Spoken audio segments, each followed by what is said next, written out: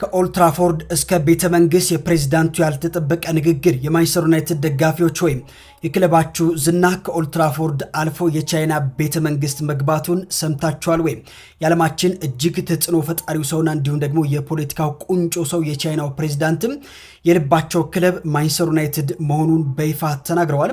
ይህ ያልተጠበቀ ዜና የተሰማው እንግዲህ ፕሬዝዳንቱ ከእንግሊዙ ጠቅላይ ሚኒስትር ኪር ስታርመር ጋር በነበራቸው ቆይታ ሲሆንም የቻይናው ፕሬዝዳንት ስለ እግር ኳስ ፍቅራቸው ሲጠየቁ ምንም ሳያቅማሙ እኔ የማንቸስተር ዩናይትድ ደጋፊ ነኝ በማለት የቀይ ሰይጣናቱ ደጋፊ መሆናቸው አውጀዋል። ይሁን እንጂ ፕሬዝዳንቱ የዩናይትድ ደጋፊ ቢሆኑ እንደ አርሰናልና እንዲሁም ደግሞ ማንቸስተር ሲቲ ያሉ ክለቦችን ጨዋታ በመከታተልም የፕሪሚየር ሊጉ አፍቃሪ መሆናቸውን አሳይቷል። እግር ኳስ ከሜዳ አልፎም የሀገራት መተሳሰሪያ ድልድይ መሆኑን እንግዲህ ይህ ክስተት በተግባር አሳይቷል። እናንተስ በዚህ ጉዳይ ምን ትላላችሁ? ሀሳባችሁን አጋሩ እስኪ።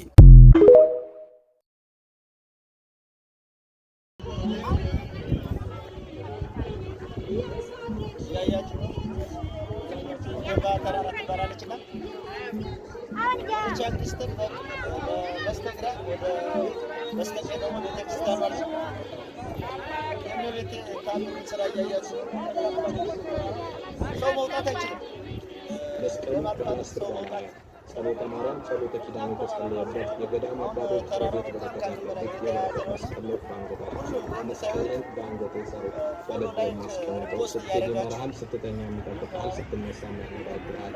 መጽሐፈ ምሳሌ ምዕራፍ 6 ቁጥር 1 ላይ መጽሐፈ ጸሎቱ 10 የገናና መልአክ ቅዱስ ሚካኤል የአፎምያ ረዳት ቅዱስ ሚካኤል መጽሐፈ ጸሎቱ 10 ነው። መስቀሉን ባለ 10 ባለ 20 የተለያዩ የሚያማምሩ